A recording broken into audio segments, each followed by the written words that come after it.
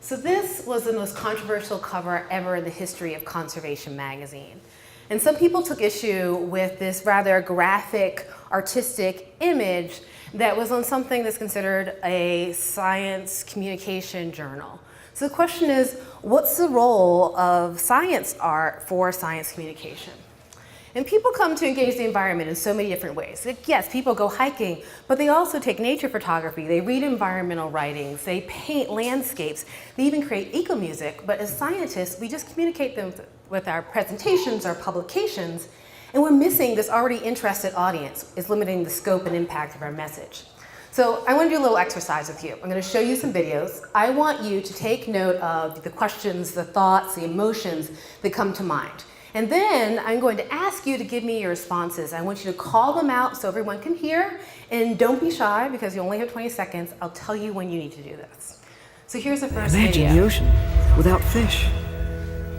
Imagine the ocean can you hear this? without light. There's no sound.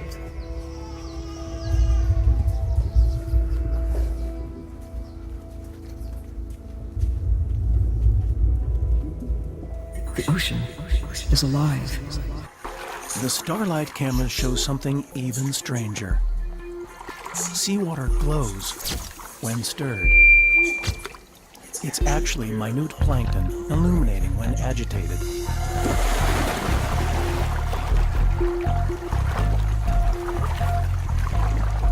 Okay, so hopefully you got some of that. What did you think on that first video? What were the emotions? What were the questions?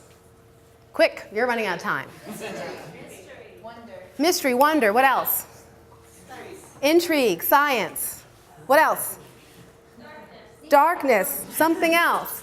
What about the second one? What did you hear? What would you feel? What did you think? Say it louder. I want to do that. You want to do that? What else? You want to know more? What else? Spooky. Birth, wonderment. Birth, wonderment. Anything else? Intrigue. I didn't hear that. Okay. So here's my hypothesis, and it didn't quite fall out the way I wanted. I speculated that you guys would have different responses to these videos that were actually about the same topic. And normally that is what happens. I think if you could see it, that might have happened. But you can leverage this change to broaden the conversation. And so I want to talk about some of the things you can leverage about science art. One, when people see science art, it gives them new perspectives and questions. People who know my research really well, when they see one of my science stances, suddenly are asking me new questions. They have deeper curiosity that they had never had before, even though they knew my research so well. Science art can also lead to synthetic thinking. So in our courses, we really want our students to do synthetic thinking, but oftentimes they just kind of blindly accept and memorize fact. But art requires interpretation. And so grappling with an artist's intent can lead to these leaps of insight about the natural world.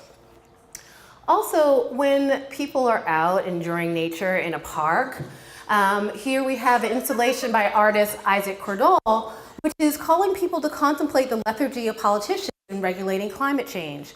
And so it's a media by which you can communicate to non-scientists using the media that they enjoy most, in this case, the outdoors in public parks. Science art is a way to make experiences accessible to the public that's not easy for them to reach. So the voiceover from Sylvia Earle of The Dance talking about the experience of being in a submersible, or this famous bay that's full of bioluminescence but it's been dark for 2 years and may never recover. Science art can also help you embody what it's like to be in a place. So this is a snapshot from a piece about the experience of being in a Chinese garden.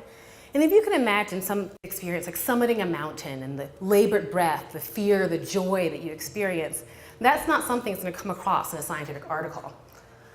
Science art can inspire people to create memories and to work to protect nature. This is the iconic work of Ansel Adams. He brings to mind the majesty of our national parks. In many ways, he is a visual memory of the US wilderness that we so appreciate. If any of you have ever seen a shark being finned alive, it's appalling. It's something that you would not want your children to see. But science art can help people digest disturbing information. Like this image at the bottom, which you can kind of see, depicts 200,000 shark teeth, which is the number of sharks that are killed every day for their fins. If you look at the top photo, what do you see? Plastic bottles? You might not have noticed that until I said it.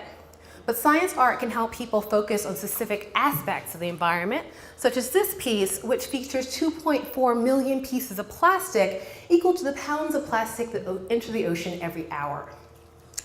Oh, I want to read you a quote, which I left in my pocket. Close your eyes, and I'm going to summarize a quote by Steinbeck.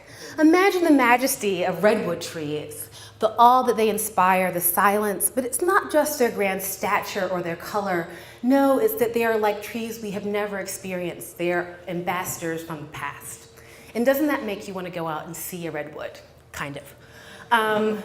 That's what science art can do. So why am I passionate about it? I wanted to combine my dance and my writing with my science, so I entered the AAAS Science Dance Competition, and taking second place legitimized my science art in the eyes of my colleagues. It was something now I could do. So here's an excerpt from that piece. I won't let you listen, I'm going to talk to you. So if competing isn't a thing that you want to do, but you want to do science art, you can support your students in their creativity and giving them supplies. You can commission a piece for your next conference. You can collaborate with artists by inviting them into your labs and into your field season. So what next? We started a art science collective at UW to facilitate collaborations. We started a research project to develop a framework for the use of science art. And I hope this presentation has encouraged you to give it a try.